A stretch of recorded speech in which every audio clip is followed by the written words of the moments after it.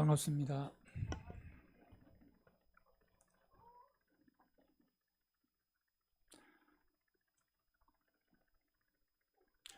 바울이 그 제수의 몸으로 이제 배를 타고 로마로 갑니다. 재판받으러 가죠.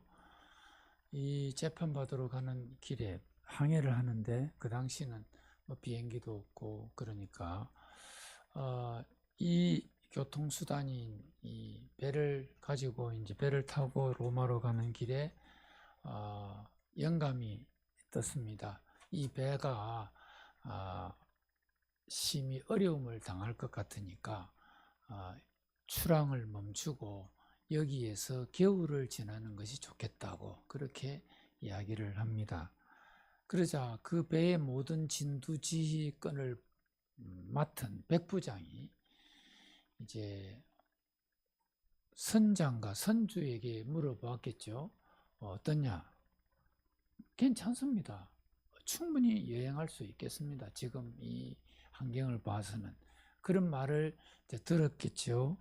그래서 이 백부장은 사실 뭐 배의 전문가도 아니고 통솔하는데 영향을 끼칠 만한 그런 아무런 힘도 없는 이 일개의 제수가 항해를 멈추라고 이야기하는 이 얼토당토 않는 소리를 듣고 받아들이기가 어려웠겠지요.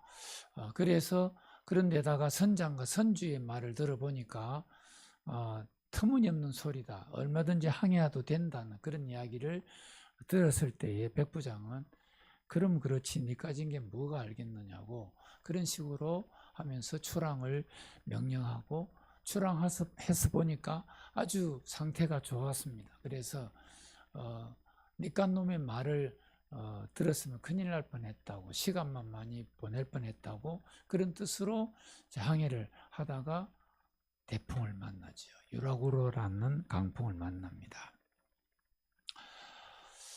이 강풍을 만났을 때에 여러분 이 환경을 내가 한번 경험을 해보았습니다.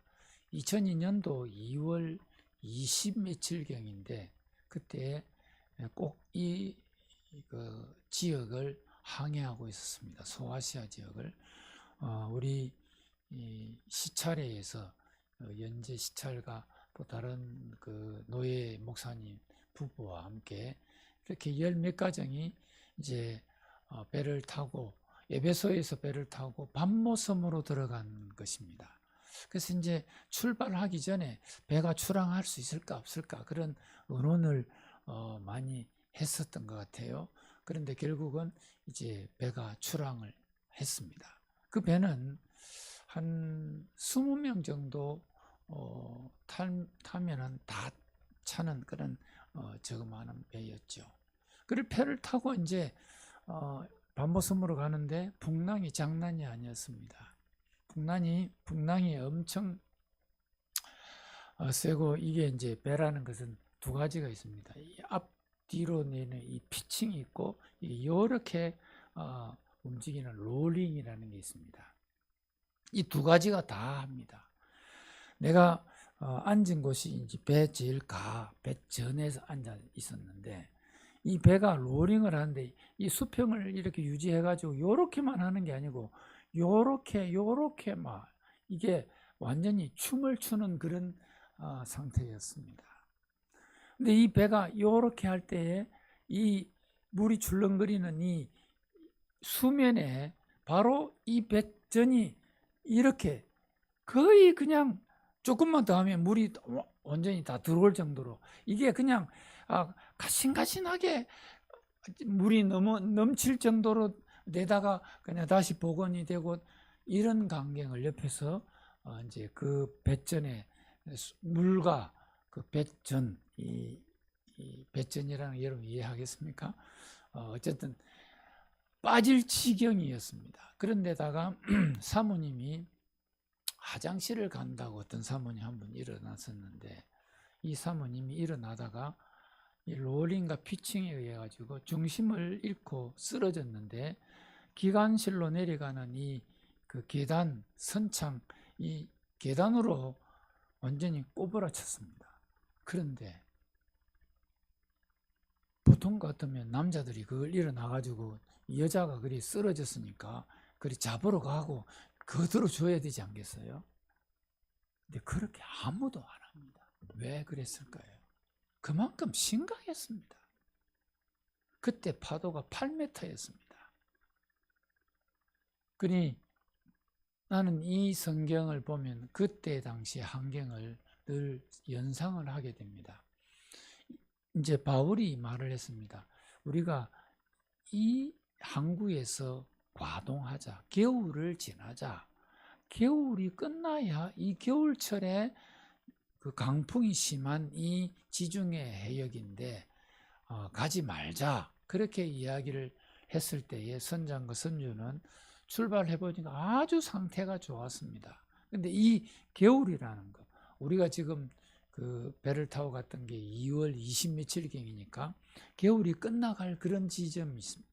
그러니까 똑같은 환경, 파도가 8m인데 모든 큰 배들은 다 스탑해가지고 그리스의 아테네 항구에 도착을 해보니까 8m 되는 그 항구에 이 파도를 피해서 모든 크루즈, 그리스는 크루즈의 그 왕국이라고 할 정도로 크루즈가 엄청 많이 발달되지 않습니까? 그런데 이 항구에 배들이 쫙 있는 겁니다. 그 태풍으로, 강풍으로 배가 출항을 안 하고. 근데 터키에 있던 우리 조그마한 배는 출발을 해가지고 그 생고생을 하고 거의 죽을 지경으로. 또 하나는 우리하고 똑같은 마음을 갖고 배 하나가 출발했는데 그 배는 한국에서 온 여자 목사들만 태우고 가던 배였습니다. 우리 앞에 하나 가던 배가 돌아오는 것이 보였습니다. 그런데 우리를 보고 다시 그 배가 뒤돌아갑니다. 그래서 이제 밤모섬에 들어가서 한국 사람이니까 만나가지고 아유 고생했다고 보니까 여자 목사님들이 다 타고 있었습니다. 자기들 하는 말이 우리 보고 목사님 우리는 안 온 사람이 없습니다. 다 울고 어떤 사람은 오줌도 싸고 그렇게 심각할 정도로 그런 위험한 항해를 이번에 했습니다. 그러니 이 지중해는 겨울철에는 이런 강풍이라든지 이런 풍랑이 자주 일어난다는 것을 제가 실감을 했죠. 그런데 바울이 타고 가는 이 배가 역시 유라굴로라는 광풍, 우리말로는 태풍을 만납니다. 자, 상황이 얼마나 심각합니까? 15절에 보니까 배가 밀려 바람을 맞추어 갈 수 없어 가는 대로 두고 어떻게 하다고요? 쫓겨가다가 속수무책입니다. 그 당시는 기계를 가지고 배를 운행하는 것이 아닙니다. 노를 젓거나 돛을 띄워가지고 바람에 의해서 배가 운항하는 범선입니다. 그러니 바람이 이렇게 대풍이 불어대키니까 사람이 어떻게 인력으로 할 길이 없는 거죠. 처음에 선장과 선주는 쓸데없는 소리를 한다고 우리의 항해를 방해만 주는 그런 사람이라는 이야기를 했던 이 선장과 선주도 이 강풍을 만나니까 어찌할 길을 찾을 수 없습니다. 그래서 그 배 안에 있던 사람들이 어떤 행동을 했는지를 한번 봅시다. 17절에 끌어올리고 줄을 가지고 선체를 어떻게 했어요?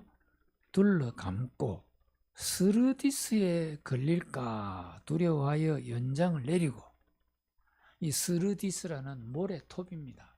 그러니까 항해를 하다 보면은 이 모래가 쭉 쌓여가지고 모래톱에 걸리면 이는 오도 가도 못하고 배가 부딪혀서 거기에서 그냥 그 여러 가지 연장들이 파손이 되고 하는 그런 이 모래톱에 걸릴까 싶어서 연장을 내린다. 이 연장을 내린다는 말은 돛을 이제 더 소용이 없으니까 돛을 내렸다는 그런 뜻입니다. 돛을 내리고 그러면 이제 바람의 영향을 안 받겠지요. 조금 덜 받겠지요. 그냥 쫓겨가더니 우리가 풍랑으로 심히 애쓰다가 이튿날 사공들이 뭘 바다에 풀어버립니까? 짐을 바다에 풀어버립니다. 이 짐이라는 말은 거의 이 배는 276명이 탄 화물선이 아니고 이 배가 엄청 컸다는 뜻입니다. 이 배는 주로 그 당시는 다 화물, 즉 곡식을 싣고 운반하는 그런 식량 운반선입니다. 그래서 그 짐을 필요한 것만 놔놓고 다 버립니다. 짐을 바다에 풀어버렸습니다. 이튿날째 그랬고 사흘째 되는 날에 어떻게 했나요? 배의 기구를 그들의 손으로 내버리니라. 이 배의 기구는 운행에 필요한 그런 기구들인데 이것도 내버립니다. 왜? 가볍게 하기 위해서. 그럼 여기에서 버리고 내리고 다 바다로 투척하는 그 이유가 뭐냐? 되도록이면 이 배의 안전을 위해서 모든 것을 내버리고 힘을 빼는 겁니다. 무게를 줄이는 것입니다. 그래야 이 배가 무게로 인해서 파설을 하든지 그런 일이 없어지는 것입니다. 버리라는 거예요. 다른 말로 힘을 빼라는 거예요. 빼라는 거예요. 돛을 왜 내립니까? 항해에 필요한 기구입니다. 바람을 맞추어 가지고 바람을 타고 이 방향을 키만 조절하면은 쉽게 갈 수 있는데 그 돛을 왜 내립니까? 왜 화물인 이 곡식을 버립니까? 항해에 필요한 연장을 왜 버립니까? 그만큼 위기라는 겁니다. 이 위기에 힘을 빼고 버려라. 선장이나 선주가 이것을 버린 이유는 살기 위해서입니다. 살기 위해서 그들은 연장도, 짐도, 곡식도 다 내려놓습니다. 살기 위해서 힘을 빼는 거죠. 여러분, 우리가 이 세상을 사는 동안에 힘을 빼고 버리고 내려놓고 살아가야 될 것이 많이 있습니다. 욥을 보세요. 욥은 동방에서 최고 가는 부자였습니다. 그 사람만큼 부한 사람이 없습니다. 최고 부를 가지고 있습니다. 부를 가지고 있다는 것은 권력과 함께 가진 것입니다. 모든 걸 다 가진 것이죠. 그런데도 이 욥은 주신 이도 하나님이시고 가지고 가신 분도 하나님이십니다. 하나님이 찬송을 받으셔야 됩니다. 자기 것을 빼앗아 갔을 때에 그 수많은 재산, 그 자식들, 10남매 다 사라졌을 때에도 하나님, 이 뭡니까? 뭐 하는 짓입니까? 왜 이렇게 뺏어갑니까? 자식들은 왜 가져갑니까? 재산은 왜 가져가십니까? 그렇게 원망하지 않았습니다. 힘을 뺀 겁니다. 자기를 내려놨습니다. 히브리서 11장 24절을 봅시다. 읽어볼까요? 믿음으로 모세는 장성하여 바로의 공주의 아들이라 칭함을 거절하고 도리어 하나님의 백성과 함께 고난받기를 잠시 죄악의 낙을 누리는 것보다 더 좋아하고, 여기에 이 모세는 공주의 아들이라는 그 칭함을 거절한다. refuse. 거절한다는 것. 나는 공주의 아들 대접받는 거 원치 않아요. 거절하는 거예요. 거절. 여러분, 그 권한, 그 금수저의 권한을 갖고 있으면 생명을 걷는 거죠. 모든 걸 다 유지하는 것입니다. 그 권한. 근데 그걸 왜 뺍니까? 더 좋은 게 있으니까. 여러분, 내려놓아야 합니다. 피아노 치는 사람들에게 그런 이야기를 하더라고요. 여러분, 피아노 칠 때 뭘 빼라? 힘 빼라는 겁니다. 바이올린 치는 사람도 힘 빼라. 수영할 때 많은 사람들이 힘 빼라, 힘 빼라. 탁구를 칠 때 힘 빼라. 그러니까 내가 관장한테 물어봤어. 관장님, 힘을 빼라는 도대체 어떻게 하는 자기가 모르겠다는 겁니다. 간장도. 전국의 아마추어 대회 1등한 사람입니다. 힘을 빼라는 말더라. 수영할 때 힘 빼면 물에 안 빠집니까? 근데 빼라 하더라고요. 뭔지 몰라도 하여튼 빼야 된대요. 여러분, 지휘를 하지요. 이것도 힘을 빼야 됩니다. 힘을 딱딱 주고 이러는 거는 기계입니다. 부드러워야죠. 힘을 빼야죠. 교회를 섬길 때 자존심 내려놔야죠. 세상의 거 내려놔야죠. 지식, 모든 경험, 필요한 일에 쓰이지만 그것 때문에 우쭐거려서는 안 된다는 겁니다. 사회적인 스테이트먼트, 위치 다 내려놓고요. 성경에는 그런 이야기들이 참 많습니다. 여러분, 기드온이 미디안과 싸울 때에 자, 저 미디안을 쳐부수자 하니까 몇 명이 모인지 아시죠? 32,000명이 쫙 모였습니다. 근데 하나님이 사람이 많다, 내보내라. 그래서 지금 전쟁이 두려운 사람 돌아가시오 하니까 22,000명이 돌아갔습니다. 남은 사람 몇 명이요? 32,000명에서 22,000 돌아갔으니까 얼마 남았어? 아침 안 먹었어요? 기분 나쁘네. 10,000명 남았지요. 자, 10,000명이 남았는데 하나님이 여전히 많다, 돌려보내라. 어떻게 돌려보냅니까? 냇가로 데려가라. 그 냇가로 데려가가지고 야, 가서 물 마셔라. 근데 사람들이 물을 마시는데 몇 종류가 됩니다. 물을 떠서 마시는 사람도 있고 막 그냥 입을 바로 물에다 대고 마시는 사람도 있고. 그래서 보니까 떠서 마시는 사람을 따로 추려라. 그래서 몇 명이에요? 이 300명이죠. 300명. 그 300명 가지고 싸우라 그랬습니다. 근데 미디안과 싸울 때에 기드온이 가지고 있던 무기가 뭐예요? 대답 안 하기로 작정을 했나요? 아니면 성경을 모르나요? 칼이 있었어요? 없었어요? 없었어요. 횃불과 나팔이 나팔. 횃불은 칡게 들고 나팔은 붕붕붕 불고 3대로 나눠가지고 쫙 포위를 해가지고 부니까 그게 그들이 시작한 무기예요. 어떻게 이런 일이 있을 수 있나요? 그러니까 횃불 칡게 들고 나팔 부니까 자기들끼리 치고받고 싸워가지고 자기들끼리 죽었습니다. 그들이 모인 숫자가 13만 5천 명입니다. 13만 5천 명. 근데 300명이 칼도 없이 어떻게 싸우나요? 자기들끼리 치고받고 하다가 도망갑니다. 힘을 빼라는 거예요. 힘을. 내려놓으라는 거야. 내려놔. 바울이 하나님께 기도합니다. 하나님, 제가 이건 이제 오늘 본문하고 다른 사건이죠. 고린도후서 12장의 이야기입니다. 하나님, 이 안질이 별로 안 좋은 이 가시 좀 빼주세요. 눈 좀 고쳐주세요.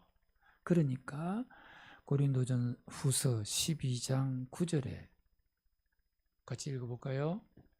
나에게 이르시기를 내 은혜가 내게 족하도다. 이는 내 능력이 약한 데서 온전하였심이라 하신지라. 그러므로 도리어 크게 기뻐함으로. 됐습니다. 내 능력이 언제 온전해진다고요? 약할 때에 온전해진다. 이 온전하다는 것은 일본 성경을 보니까 발휘가 된대. 그때서야 비로소 발휘돼 가지고 활동을 한다는 겁니다. 내가 강하면 안 되고 내가 약함에 빠져 있을 때 그때서야 비로소 하나님의 능력이 발휘가 시작이 된다는 거예요. 내가 힘이 있으면 안 된다는 겁니다. 내가 힘을 주고 있으면 안 된다는 거예요. 나를 내려놓고 나를 힘을 빼야 그때서 하나님의 능력이 강하게 임하시고 역사한다는 겁니다. 여러분 우리가 그래서 말씀을 보아야겠죠. 잠언 3장 5절 6절 7절 너는 마음을 다하여 여호와를 신뢰하고 내 명철을 의지하지 말라. 너는 범사에 그를 인정하라. 그리하면 내 길을 지도하시리라. 여기에 여호와를 의뢰하고 내 명철을 의지하지 말라. 영어 성경은 do not lean이라고 기대지 마라. 아빠도 기대지 말고 엄마도 기대지 말고 내 지식도 기대지 말고 내 경험도 기대지 말고 너의 모든 걸 내려놓고 하나님을 의지하라는 거예요. 여러분 우리가 저 천국을 향해 갈 때 바울이 이 로마를 향해 갈 때 풍랑을 만났으니 할 수 있는 게 없어요. 그래서 내려놓는 겁니다. 이 세상 살 때 여러분 자존심도 내려놓고 힘도 내려놓고 하나님을 의지하면 이 내려놓은 그 힘이 지식이 그때서야 일하기 시작하는 거예요. 나를 뻗대고 내 그 어떤 자존심이나 힘이나 그 배경이나 이것을 의지하려고 그걸 쓰다 보면 아무것도 안 되는 겁니다. 내려놔야 됩니다. 동남아시아에서 선교하는 선교사 이야기를 들었는데 간혹 원숭이를 잡는 그 비법이 있답니다. 원숭이를 잡아가지고 뭐 이제 요리를 해 먹거나 뭐 그렇게 할 때인지도 모르겠는데 이런 병이 있잖아요. 이 병인데 이 병 입구에다가 이제 손을 집어 넣을 수 있는 그런 정도 병이 되겠죠. 이 안에다가 가자를 집어 넣고 이제 그 병은 단단히 묶어 놓는 겁니다. 그래서 이제 원숭이가 이 안에 들어있는 그 가자를 먹기 위해서 이제 손을 집어 넣을 거 아닙니까? 근데 이걸 뺄 때 요 가자를 놓으면은 손이 빠지고 가자를 짚고 있으면은 이 손이 안 빠지게 돼 있어요. 그 원숭이가 사람이 딱 나타났을 때에 어떻게 한다고요? 들어봤어요?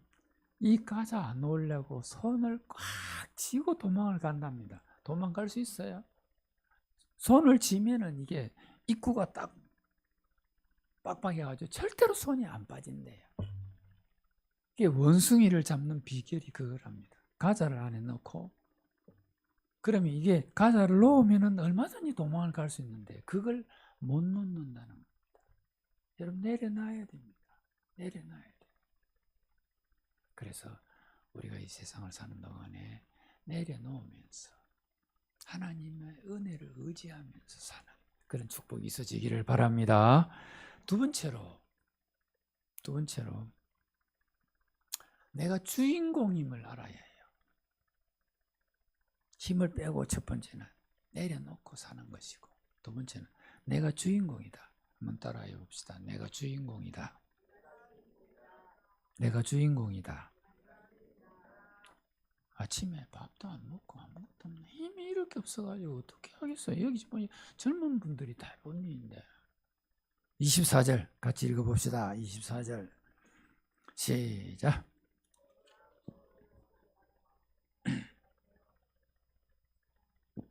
또 하나님께서 너와 함께 항해하는 자는 다 내게 주셨다 하였으니 자, 다시 24절 바울아 두려워하지 말라. 네가 가이사 앞에 서야 하겠고 또 하나님께서 너와 함께 항해하는 자를 다 내게 주셨다 하셨으니.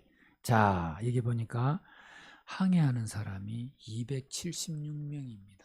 이 사람을 바울아 다 내게 주었다. 그럼 이 276명이 풍랑을 만나서 살아남은 비결은 누구 때문이에요? 이렇게 머리가 안 돌아가서 어찌 되겠노? 지금 누구에게 말씀하십니까? 24절에 바울아 두려워하지 말라. 그러면 누가 하신 말씀이에요? 23절에 보니까 하나님의 사자, 그러니까 천사가 하는 말이 하나님 말씀이에요. 하나님이 바오라, 네가 저 가이사 앞에 갈 것이다. 너와 함께 항해하는 이 276명을 다 내게 주었다. 다시 질문합니다. 276명이 누구 때문에 살아났어요? 바울 때문에. 바울 때문에 276명이 다 사는 겁니다. 바울 때문에.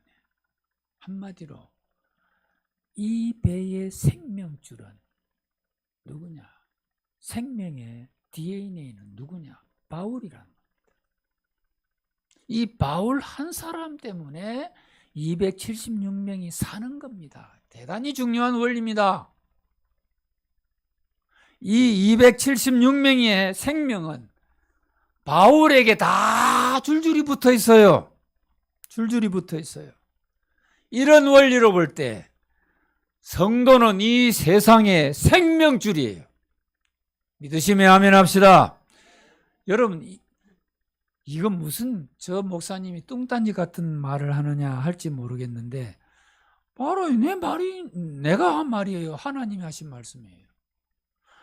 하나님이 바울아, 이 276명이 내 때문에 살아, 이런 말이잖아요. 그럼 바울이 이 사람들의 생명을 다 쥐고 있는 거 아닙니까? 이게 어찌해서 과언입니까? 지나친 말입니까? 이 배를 타고 가는 사람들 276명 중에서 백부장이 있습니다. 백부장 모든 그 배의 통솔을 하는 권한이 다 있습니다. 선장과 선주는 배를 움직이는데 최고의 기술을 가지고 있습니다. 처음에 항해를 중단해야 된다 할 때 저 아무것도 모르는 저 제수가 무슨 소리를 찌꺼리고 있느냐고 그렇게 이야기했을 것입니다.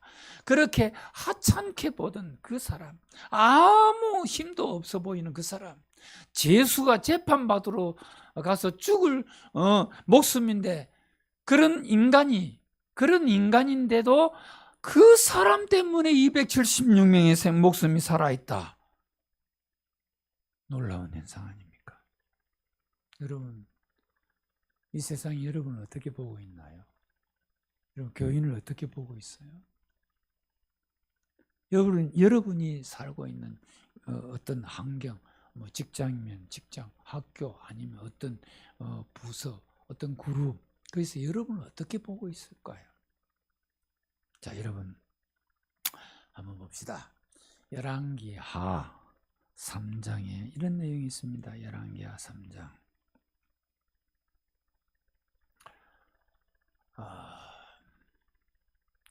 여호사밧이라는 유대의 왕이 있습니다. 근데 집무실에 있는데 하루는 전화가 왔습니다. 아, 여보세요. 사돈 어른이십니까? 전화를 한 통 받았는데 보니까 저 북쪽 이스라엘 요람이라는 왕입니다. 아유, 이 사돈 웬일이에요? 그 북쪽 왕 아합 집안과 여호사밧 집안은 서로 사돈입니다. 웬일이십니까? 그래, 북쪽 왕이 하는 말이, 아니, 지금 아주 골치 아픈 그 귀찮은 존재가 하나 있는데, 이 모압이라는 저 나라가 아주 내 마음에 들지 않은데 가서 좀 한번 혼지금을 좀 내줘야겠습니다. 사돈, 군대를 좀 이끌어서 함께 전쟁에 참여해 주실 수 있겠습니까? 여호사밧이 그렇게 하고 말고요. 그러면서 이제 같이 전쟁에 참여하겠다고 합니다. 전쟁에 참여를 해보니까 지금 이야기 그 내용을 잘 들어야 됩니다. 전쟁의 주군은 북쪽 이스라엘입니다. 이제 도와주는 원조 군인은 유다 나라입니다. 근데 가서 보니까 또 한 나라가 더 와 있습니다. 에돔이라고 하는 군대가 왕과 함께 모여 있습니다. 그러니까 왕이 3사람이 모였고 3나라 군대가 모였습니다. 전쟁의 주체는 북쪽 요람 왕의 군대라고 했습니다. 유다와 에돔은 도와주는 보조 군대입니다. 이 3나라 왕이 3나라 군대와 함께 이제 모압을 치기 위해서 길을 가는데 광야길이 7일 동안 가는데도 문제가 생겼습니다. 물이 없습니다. 여러분 생각해 보세요. 사람과 가축이 그때 함께 가는데 물이 없으니 얼마나 심각합니까? 그죠? 양식이 필요 없습니다. 그 광야에는. 그런데 유다 왕 여호사밧이 7일 동안 물도 없고 고생하면서 가는데 거의 죽을 지경인데 위기에 딱 봉착하고 있으니까 여기에 어디 혹시 그 선지자가 주변에 없는가 한번 알아봐라. 그러니까 누가 말합니다. 여기에 선지자 엘리사라는 선지자가 이 부근에 살고 있다고 합니다. 그래서 그 엘리사 선지자를 찾아갑니다. 이제 세 나라 왕이 찾아가서 선지자님 계십니까? 하고 찾아가서 인사를 나누니까 어떻게 왔습니까? 지금 우리가 모압을 치기 위해서 전쟁하러 가는데 우리가 7일 동안 이 광야길을 걸었는데 물 한 방울 우리가 마시지 못해서 지금 죽을 지경입니다. 그래서 물이 없으니까 이 위기를 좀 해결할 수 있도록 선지자님 도와주세요. 그러니까 이 선지자 엘리사가 이렇게 이야기했습니다. 왕하 3장 14절에 같이 읽어봅시다. 내가 섬기는 만군의 여호와께서 살아계심을 두고 맹세하노니 내가 만일 유다 왕 여호사밧의 얼굴을 봄이 아니면 그 앞에서 당신을 향하지도 아니하고 보지도 아니하였으리이다. 여기에 이 엘리사가 누구를 보고 하는 말이냐 하면 여호람 북쪽 이스라엘 왕을 보고 하는 말이 내가 섬기는 만군의 하나님 여호와께서 살아계심을 두고 맹세하는데 당신 옆에 있는 이 유다 왕 여호사밧 얼굴을 보지 아니하면 당신은 내가 꼬락서니 쳐다보기도 싫어. 당신 얼굴은 꼬락서니도 보기 싫지만은 유다 왕 여호사밧 왕 때문에 내가 당신들의 청을 들어주겠소. 그런 이야기를 했습니다. 질문합니다. 그러면 이 엘리사가 그 여호람 왕의 요청을 받아들인 이유가 누구 때문이에요? 여호사밧 때문이죠. 그 어떻게 해결했느냐? 검은물을 가지고 와라. 검은물을 캡니다. 그러니까 영감이 왔습니다. 개천에 우물을 많이 파라. 뭐 어디 다 광야인데 개천에 어디 뭐 물이 있으면 찾아가겠습니까? 그죠? 물이 없는 개천인데 파라는 겁니다. 근데 물이 엄청나게 많이 솟아나오죠. 그래가지고 전쟁을 이기는 것입니다. 다시 요람 왕을 봤다면 쳐다보지도 않을 텐데 유다 왕 여호사밧 때문에 그들은 살아난 것입니다. 살아난 이유가 이렇게 여호사밧이라는 사람 때문인데 이 여호사밧이 세 나라 군대와 모든 사람들의 생명을 쥐고 있는 생명줄이었어요. 생명줄. 이와 같은 원리로 볼 때 우리가 살고 있는 이 세상, 우리가 살고 있는 이 아파트, 아니면 학교, 직장, 여기에 예수 믿는 사람이 주인공이요, 생명이요, 생명. 믿으시면 아멘 합시다. 그래서 이 사실을 여러분 잘 모르고 있더라고요. 내가 주인공인데 이 사실을 모르고 있어요. 그래서 자존심 우리가 회복하기 위해서 직접 성경을 찾아봅니다. 마태 13장. 이건 안 띄워줍니다. 찾아야 돼. 마태 13장. 내가 질문을 할 거예요. 마태 13장. 찾았어요. 24절에서부터 30절까지 나와 함께 교독을 합니다. 마태 13장 24절. 예수께서 그들 앞에 또 비유를 들어 이르시되 천국은 좋은 씨를 제 밭에 뿌린 사람과 같으니 사람들이 잘 때 그 원수가 와서 곡식 가운데 가라지를 덧뿌리고 갔더니 싹이 나고 결실할 때 가라지도 보이거늘 집 주인의 종들이 와서 말하되 주여 밭에 좋은 씨를 뿌리지 아니하였나이까 그런데 가라지가 어디서 생겼나이까 주인이 이르되 원수가 이렇게 하였구나. 종들이 말하되 그러면 우리가 가서 이것을 뽑기를 원하시나이까? 주인이 이르되 가만두라 가라지를 뽑다가 곡식까지 뽑을까 염려하노라 다 같이 둘 둘 다 다 추수 추수 때까지 때까지 함께 함께 자라. 자라게 두라 추수 추수 때 때에 내가 내가 추수꾼들에게 추수꾼들에게 말하기를 말하기를 가라지를 먼저 먼저 거두어 거두어 볼에 불순 살르게 단으로 묶고 곡식은 곡식은 모아 모아 내 내 곳간에 곳간에 넣으라 넣으라 하리라. 하리라. 자, 여기 질문합니다. 가라지 곡식을 이제 심어놨는데 일꾼들이 가서 보니까 이 곡식을 심었는데 곡식과 함께 자라는 것들이 있어요. 보니까 가라지라는 겁니다. 여러분, 가라지라는 것은 풀하고 다릅니다. 풀하고 이 가라지는 그 곡식하고 비슷하게 생긴 게 있어요. 그래서 내가 어릴 적에 괜찮다, 뜯겨도 안 죽는다, 그 벼를 심어놨는데 이 벼가 옆에 보면 새파랗게 자란 피라는 게 있습니다. 이것은 생긴 게 똑같습니다.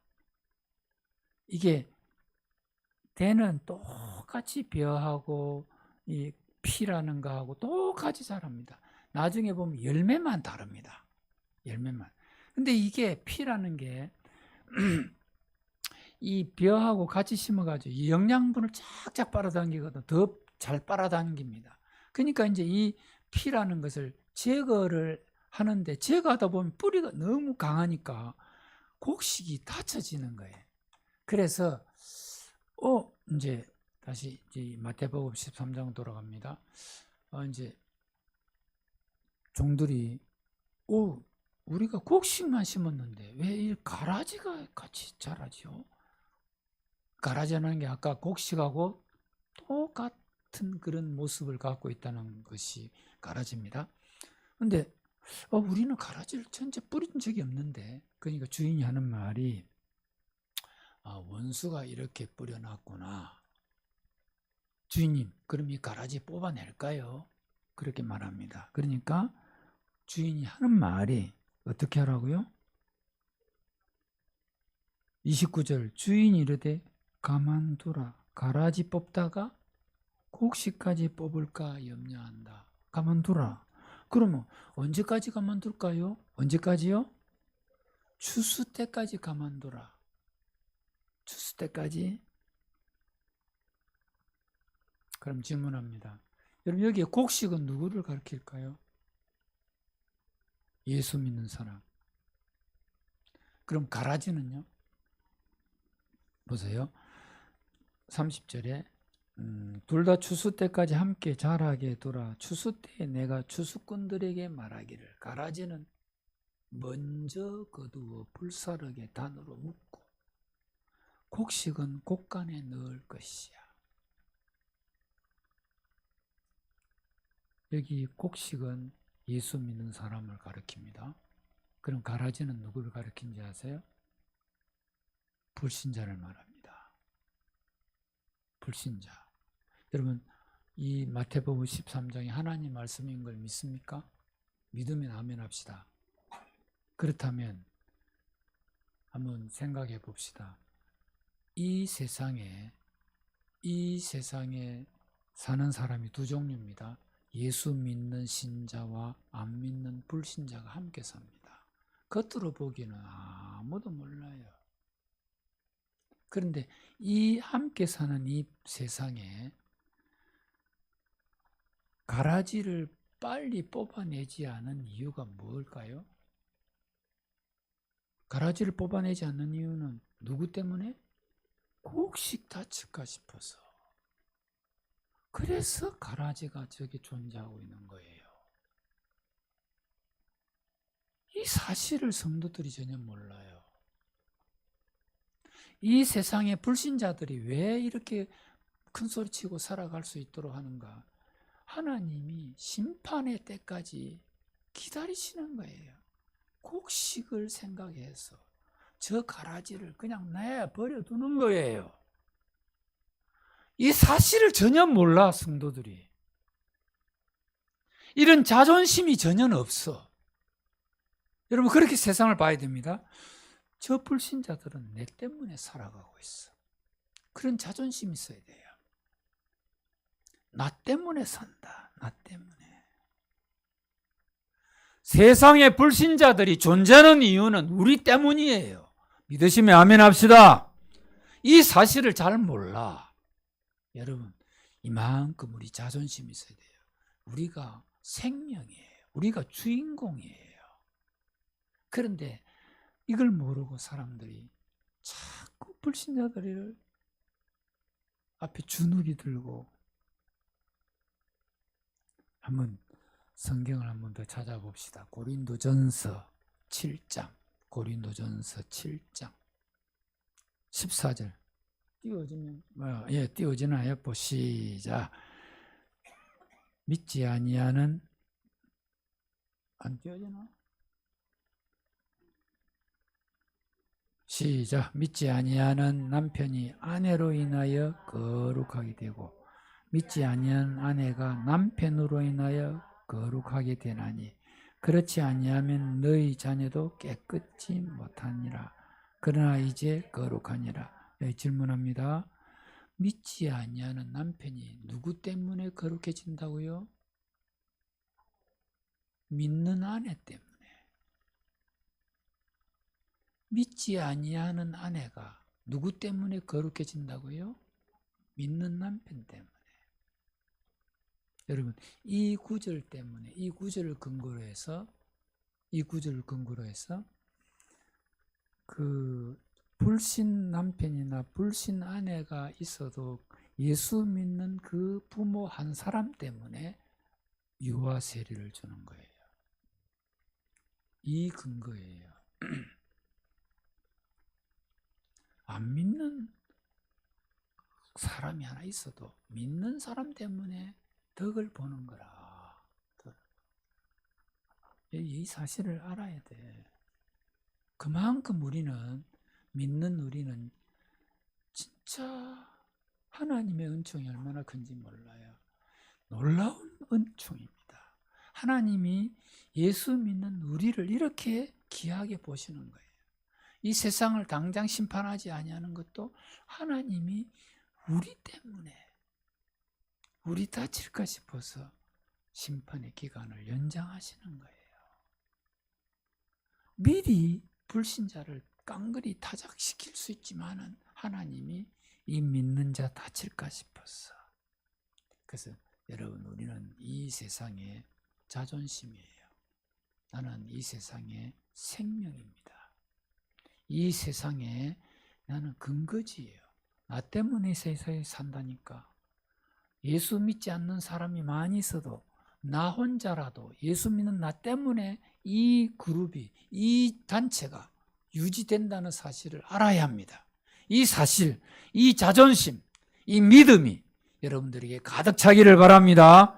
우리는 이런 자존심 갖고 산다면 기죽을 이유가 아무것도 없습니다. 저 로마로 향하여 가는 바울이 다 내버리면서 이 바울 한 사람 자존심, 생명 때문에 276명의 모든 생명이 다 보존이 된 것처럼 여러분, 나 한 사람이 어디로 가더니 그곳의 주인이고 그곳의 생명이 되어서 정말 이 세상을 구원하고 이 세상을 이끌어가는 주도적인 복된 성도들로 살아가시기를 축원합니다. 하나님 감사합니다. 우리는 이 세상에서 부족하고 연약함이 많지만 그래도 하나님의 사람이고 예수의 사람으로 살아갈 수 있게 되어 감사합니다. 오늘도 우리가 이 생명 같은 말씀을 듣고 이 세상을 살 때 기죽지 않고 당당하며 자랑하며 떳떳하며 하나님의 은총으로 살아가는 귀한 성도들 다 되게 축복해 주옵소서. 예수님 이름으로 기도드립니다. 아멘.